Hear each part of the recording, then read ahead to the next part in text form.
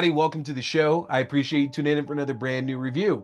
So, what's in store for you here tonight? Not too long ago, I got a chance to check out the series premiere of a new TV show on Prime Video, The Bondsman. And tonight, we are taking a look at episode 2 of that show, Valacor. So strap on in, y'all. We are ready to talk some demon hunting action.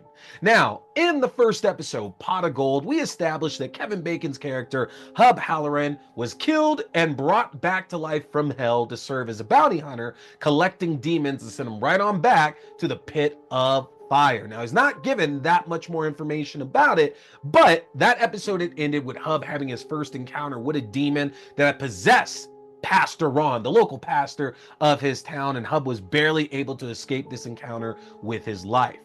In our second episode here, again, this one's titled Valacor, we found out Valacor is the name of the demon that possessed Pastor Ron, and we also get to see how Pastor Ron was possessed in the first place. Now, in the first episode, we didn't really deal with a whole lot of the mysticism, the magic, whatever you want to call it, the biblical nature of everything that Hub was in the middle of there. We got to see, again, our first demon, but outside of that, there wasn't really anything else being presented to us. Episode 2 is making up for a lot of that, as again, we get to see Pastor Ron in his church cleaning up when Valacor comes and violently kills and possesses him, and now Valacor is walking around in Pastor Ron's body, which led to the events that happened towards the end of the previous episode.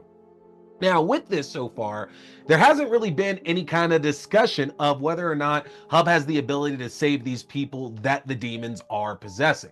You know, in a lot of other media that we've all seen, movies and TV shows, someone gets possessed, you get an exorcism done, that person is still okay in most cases. There have been obviously some instances to where the person possessed ends up dying for one reason or another, but nothing was really hard established here. But as we find out, Hub and his mother Kitty end up going to confront Pastor Ron, as this is his first official assignment that he has to take on here. And it turns out you can't get the demon out of the body. Basically, the only way to send these demons on back to hell and to give that innocent soul some peace is to destroy them. Now, Midge makes it very clear it could be a bullet to the brain, but as we see here, I think it's just a matter of actually killing them as Hub and Kitty drop a refrigerator on Pastor Ron here.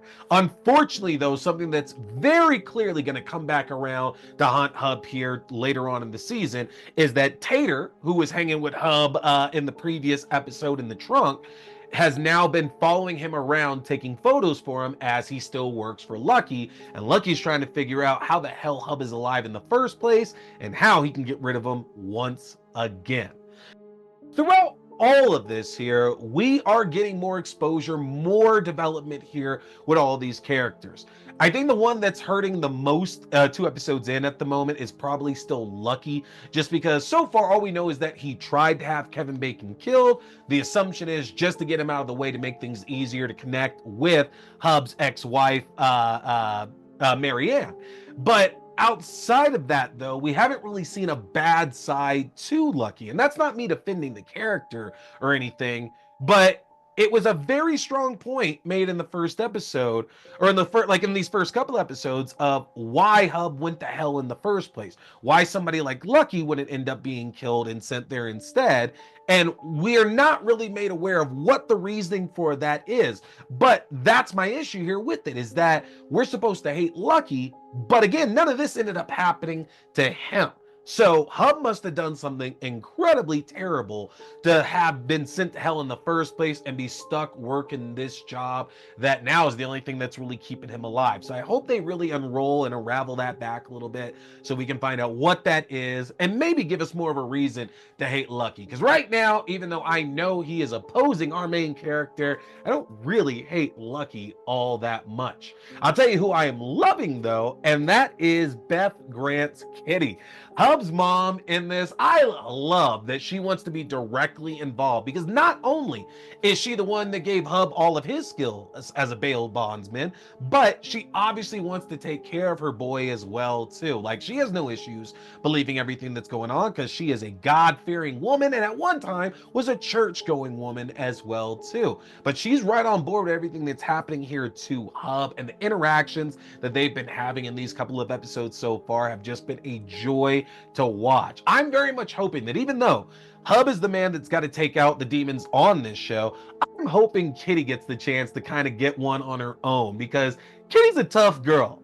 Kitty is a tough girl, and I think she's going to show Hub more than one way to get the job done by the time this season is over. I'm having a lot of fun with the Bondsman, honestly. I wish these episodes were much longer, but I just really wish that we could get even 45-minute long episodes, because that little extra bit would probably pad this out enough to where we feel like we're really getting a full experience here in this world. It's such a fascinating place that this is set in. I'm loving these characters. I'm loving the depiction of the demons here. Very violent, very bloody, the way that they are taking over these bodies and basically making them their own. I'm very excited to see these transformations in each subsequent episode, to see if they get even more gruesome than what they were in this one. But Prime is knocking it out of the park here with the Bondsman. I'm loving seeing Kevin Bacon again keep on embracing these horror roots. I'm excited to see what's to come here on this show. But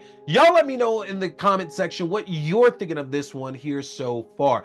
Do you feel like we're not getting the same Reaper experience because there aren't any special magical weapons that Hub here has to use? What do you think? Do you think that Hub might be able to actually exorcise a demon from somebody later on in the season and perhaps save them, as opposed to having just straight up kill them? Do you think Kitty's gonna get her own chance to shine? Let me all know all of that in the comment section, y'all. And of course, get subscribed to my link tree at linktr.ee/T Scary Movie. If you get subscribed, that's going to give you access to the YouTube page for the video versions of the show, your favorite podcasting platforms for the audio-only versions of the show, to my Letterboxd page for written reviews and movie rankings throughout the year, to my TikTok page for full episodes, movie news, and movie premieres, to my Twitch page for horror gaming, and to my Fangoria shop page where you can enjoy a 20% discount off anything in the Fangoria shop. Take advantage of that, y'all. Hit that subscribe button. I got more great content coming your way. Don't want you to miss any of that at all here. But that is going to do it for me tonight. Again, hit that subscribe button, folks. My name is T. We've been talking scary movies. Stay scared.